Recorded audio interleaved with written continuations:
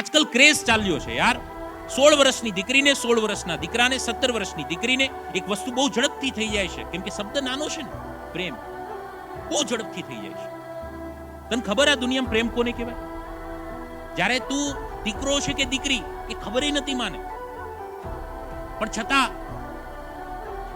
જોયા વગર, જાણ્યા વગર લોકો એવું કે નજરથી નજર મિલે તો પ્રેમ થાય, નજરે ન મળે અને છતાં માને તારી સાથે જે થયો હતો ને, ધેટ્સ કોલ્ડ પ્રેમ.